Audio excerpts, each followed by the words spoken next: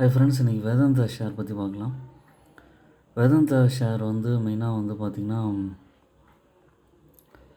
Minerals, oils and gas, அப்புறம் exploration of production of zinc, lead, silver, copper, aluminium, iron ore, oil, gas இந்த பிஸ்னஸில் இருக்காங்க. இவங்களோட presence வந்து India, south Africa, Namibia, Ireland, UAE இந்த மாதிரி கண்ட்ரீஸில் இருக்குது. இவங்களுக்கு வந்து மெயினாக இப்போது ரீசெண்டாக வந்த நியூஸில் அன்சஸ்டைனபிள் டெப்ட் இருக்குது, கடன் நிறையா இருக்குது அப்படிங்கிற மாதிரி யூஎஸ் ஷார்ட் செல்லர்ஸ் வந்து ஃப்ளாக் பண்ணியிருக்காங்க. அப்புறம் இதோட லாஸ் வந்து கொஞ்சம் எக்ஸ்டெண்ட் ஆகிருக்கு சிஓக்கு குவிட் ஆனதுக்கப்புறம்.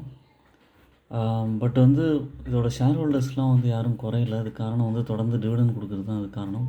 இதோட மார்க்கெட் கேபிட்டல் பார்த்திங்கன்னா 1,71,000 கோடி, கரண்ட் ப்ரைஸ் 439 ரூபா, 52 வீக் ஹை 527 rupees, ஸ்டாக்கோட P 12.4, புக் வேல்யூ 105, டிவிடெண்ட் ஈல்டாக 9.91% தராங்க, கன்சிஸ்டண்ட்டாக தராங்க. ஏன்னா டிவிடெண்ட்காகவே வந்து நிறைய ஷேர் ஹோல்டர்ஸ் வந்து இந்த ஷேரை பர்ச்சேஸ் பண்ணுவாங்க. ரிட்டர்ன் ஆன் ஈக்விட்டி 38.5% இருக்குது. இதோட சார்ட் பேட்டர்னில் வந்து பார்த்திங்கன்னா 540 ரூபா அந்த ரேஞ்சில் இருந்துட்டு நல்ல ஒரு இறக்கம் கொடுத்து 350 ரூபா பக்கம் வந்துட்டு மறுபடியும் ஏறி இருக்குது.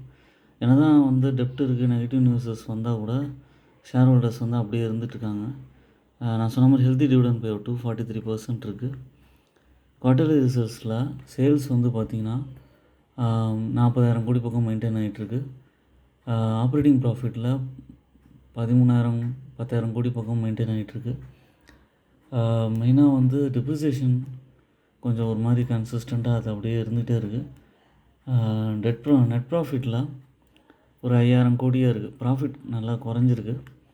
அப்புறம் ப்ராஃபிட் அண்ட் லாஸ் ஸ்டேட்மெண்ட்டில் சேல்ஸ் வந்து கன்சிஸ்டண்ட்டாக ஹையாக காமிச்சிருக்காங்க. அதுக்கப்புறம் ஆப்ரேட்டிங் ப்ராஃபிட் வந்து நெகட்டிவ்லேருந்து பாசிட்டிவாக இருக்குது. நெட் ப்ராஃபிட்டும் அதே மாதிரி தான் நெகட்டிவ்லேருந்து பாசிட்டிவாகி 20,000 crores வரைக்கும் வந்திருக்கு.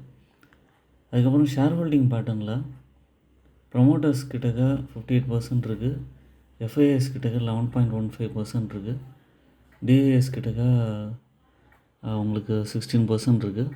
நம்பர் ஆஃப் ஷேர் ஹோல்டர்ஸ் வந்து இன்க்ரீஸ் ஆகி 20 lakhs பீப்புள் மேலே இருக்காங்க. இந்த ஷேரில் லாங் டேர்முக்கு ஏற்ற ஸ்டாக் தான். உங்களுக்கு வந்து டிவிடெண்ட் இன்கம் வேணும் அப்படின்னு நினச்சின்னா கொஞ்சமாக ஷேர் வாங்கி ட்ரை பண்ணலாம். மேபி உங்கள் போர்ட்ஃபோலியோவில் 2% இல்லைனா 3% அது மாதிரி கொஞ்சமாக வச்சுக்கலாம்.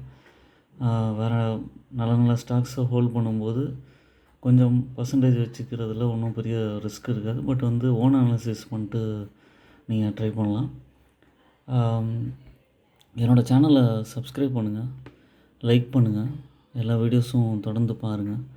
வேதாந்தா வந்து கடன் நிறையா இருக்குது, பட் நிறைய ஷேர்ஸ் வாங்காதீங்க. மேபி கொஞ்சம் ட்ரை பண்ணி பார்க்கணுன்னு நினைக்கிறவங்க கொஞ்சமாக ஷேர் வாங்கி வேணால் ட்ரை பண்ணலாம். நான் சொன்ன மாதிரி 1% 2% மாதிரி ஸ்டேக்ஸ் வச்சுக்கலாம்.